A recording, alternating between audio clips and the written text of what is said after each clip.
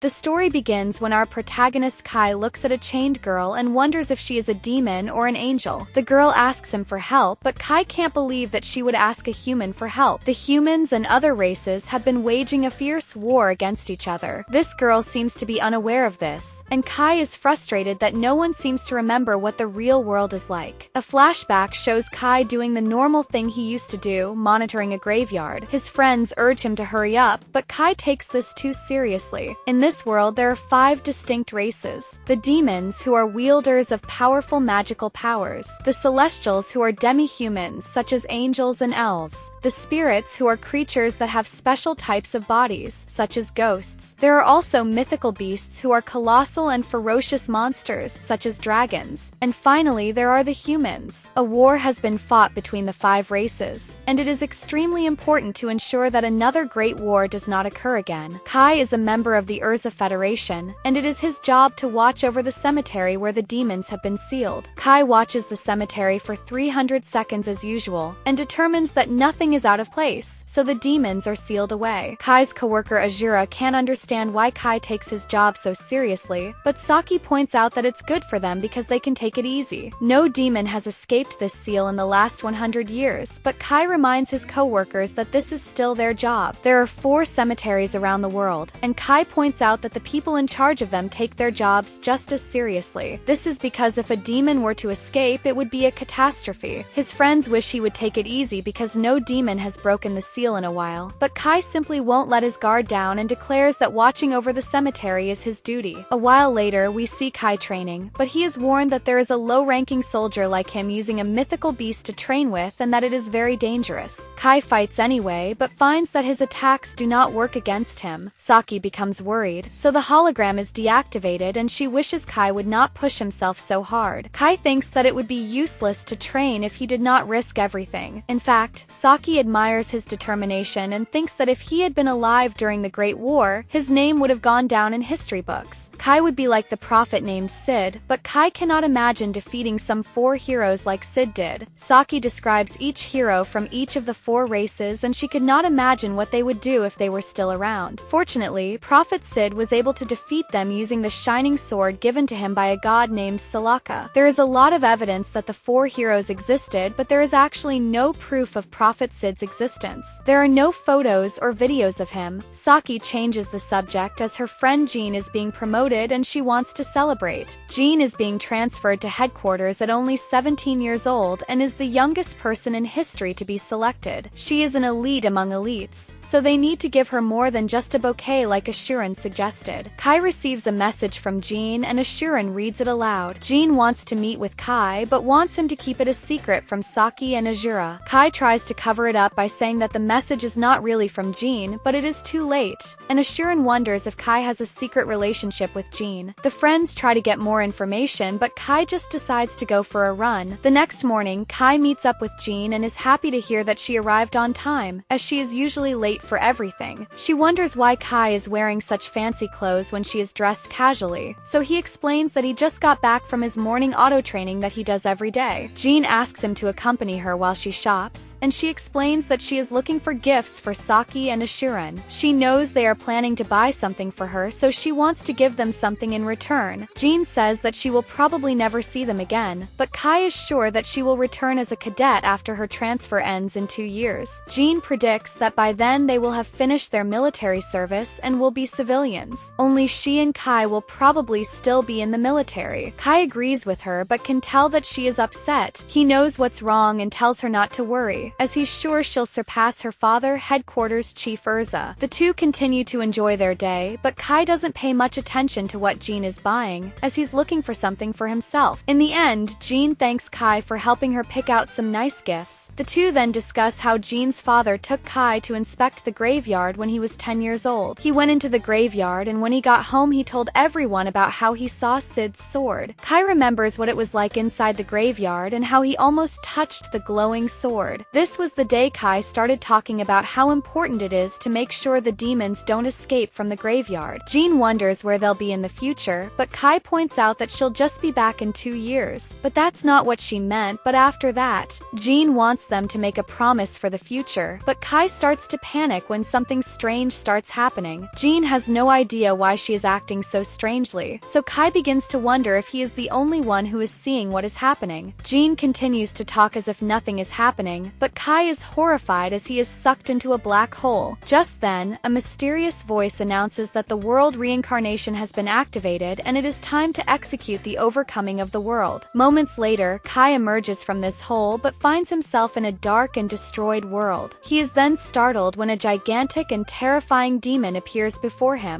The fearsome beast uses a magical attack on Kai, and Kai barely survives using his sword case as a shield. Kai cannot believe that a real demon is standing in front of him and prepares another powerful attack. Kai runs to his sword and quickly loads some bullets into it. His weapon is quite diverse, as it is capable of firing bullets and canceling the dragon's magic. The dragon can actually speak and is shocked by Kai's canceling ability. Kai explains that he used modified elven bullets that are created with elven magic. The demon continues to attack, but Kai shows his incredible fearlessness by closing the distance between himself and the demon. Kai's sword is unable to penetrate the demon's skin, but he takes the opportunity to fire a shot at point-blank range. An exhausted Kai explains that the bullet he just used was a modified Drake bullet that replicates the mythical beast's breath weapon. It was the first time he had used it, but Kai is pleased to see that he is able to move exactly as he does in training. This victory has given him confidence that he can actually fight real-life demons. But another demon appears and states how ridiculous it is that a human thinks he can defeat demons. Kai is impressed by how well the demon speaks English, but the demon explains that the most effective way to give orders to a slave is to use their own language. Kai doesn't understand why the demon calls him a slave, but there is no time to think. The demon says that Kai smells dangerous, so he prepares to eliminate him. Just then, someone rescues Kai using a flashbang and they escape. This girl tells her group that the Wanderer has been arrested and she needs to know where Kai is from. Kai is shocked to see that this girl is Saki, but she has no idea how he knows her name. Kai reminds her that they are friends, but she has never seen him before, and neither has Ashuran. Kai can't understand why they don't remember him, so he reminds them that they are from the same agency. They don't know what he is talking about and explain that they are simply resistance soldiers. Kai is now the one who is confused, so Saki continues to say that they are with the human rebel army. This only causes more confusion, so Kai asks them to tell him everything about this world. Ashuran and Saki assume that he is nervous about facing a demon. He must have forgotten things, so they try to help him remember. They explain that there was a great war between the 5 races and that humanity lost. Kai is shocked, of course, because in his world, humanity actually won. Ashuran goes on to say that they lost the war over 30 years ago, and cities around the world have been taken over by the other 4 races. As for the humans, they are barely surviving as they run and hide. The other 4 races now rule the world and fight each other for territory. Ashuran and Saki then introduce Kai to the human city called Neovashal. A group of humans have taken over an underground space that was still intact and remodeled it into an underground city. The resistance protects the people living there by fighting against the 4 races. Kai wonders why the humans lost the Great War, but it's pretty obvious to Ashuran and Saki. They point out how powerful the demon he just saw was and explain that they attack the humans in groups and the humans have no chance of defeating them. Not only that, but each of the races has a powerful leader that they call a hero, and these heroes are incredibly strong individuals. This all sounds pretty familiar to Kai, so he wonders what happened to Prophet Sid, the savior of humanity. Kai is shocked to learn that they've never heard of Prophet Sid, so he explains that he must be the human hero who defeated the 4 races. Ashuran rightly points out that if they had someone like that, they wouldn't have to live underground like they do. Just then the main core arrives and Ashuran explains that there are several human cities around the world. There are resistance groups in each of them and they are overseen by the main core. The commander of the resistance is someone who has saved many lives, and Kai can't believe his eyes when that person turns out to be Jean,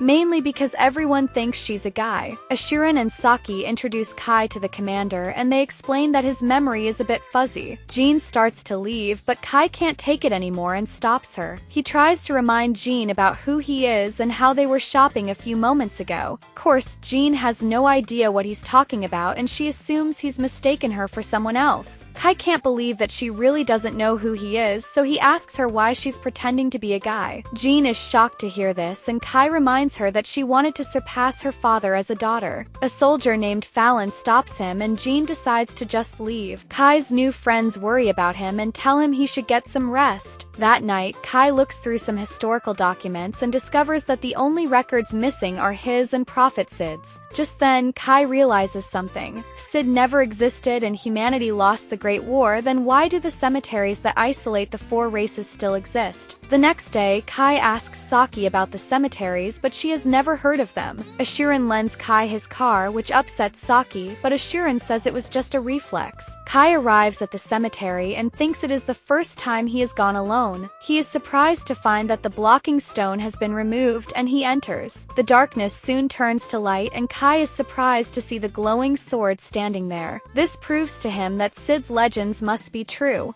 Kai pulls the sword from his cloak and a loud voice gives Kai the world coordinate key and calls him the keeper of the code. Just then a giant glowing door opens in front of him and Kai hears a girl calling for help. Kai is shocked to see that he is no longer in the cemetery and climbs a large staircase. At the top, he finds a ton of chains being used to bind only one girl. Her wings appear to belong to both demons and angels and the girl begs Kai to free her from the chains.